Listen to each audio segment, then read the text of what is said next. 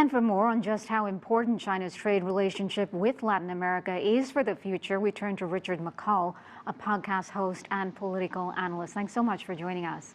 Thank you. So let me start by asking you this. China-LatAm relations hit a new high this year, right? As President Xi stressed the need for a, quote, win-win outcome for economies that collaborate together. A prime example of that was cooperation during the opening of the Chancay port in Lima. Just how beneficial is that project for both China and for Peru? Well, thank you for having me on the show. This project, Chancay, 80 kilometers north of Lima, is absolutely immense, not just for Peru, but of course for China owning 60% of all the rights in there. But let's look at what this leads to.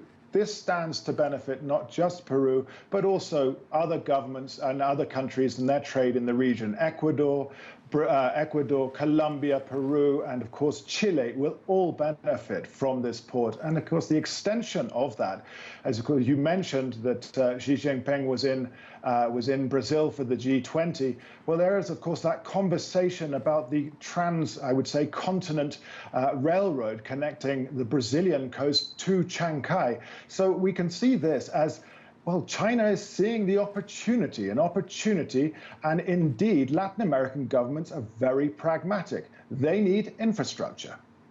Relationships between both sides have been growing. So how have other Belt and Road initiatives helped strengthen the China-LatAm alliance? And where are the opportunities in 2025, do you think, to further develop those partnerships?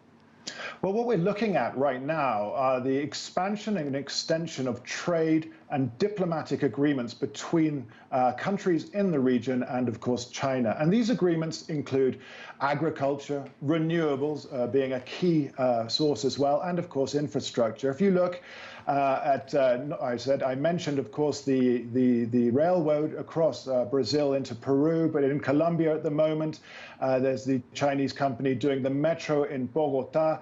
I know there's plenty of interest in Argentina due to the lithium, of course, there, and in Bolivia. This is all extending. And you have to put this into context. Of course, this is seen as the US's backyard. And this is part of the great global game, the chess board of influence right now, China, the US, and Latin America. And particularly as we see a change at the top in U.S. leadership in the new year, how important is it for China to capitalize and continue to expand and diversify its trade relationships globally? Well, it's absolutely fascinating what could occur under President-elect Trump, of course, winning the elections on November the 5th, 2024. He and many in the administration have seen Latin America as a source of problems, notably issues of migration and organized crime. They haven't looked to Latin America as something that can be very much something beneficial, whereas China has seen Latin America as a beneficial partner. As you mentioned, the Chancay port cutting times for the transportation and costs of goods to Latin America and from Latin America.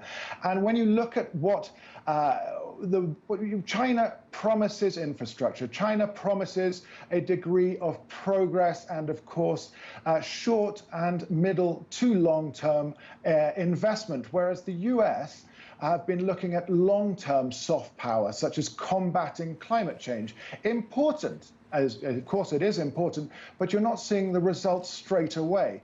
These countries in Latin America are crying out for infrastructure and help on infrastructure projects and, of course, things such as renewable energy. Things are definitely ramping up with both sides in the collaboration between China and LatAm. We'll wait to see what happens there.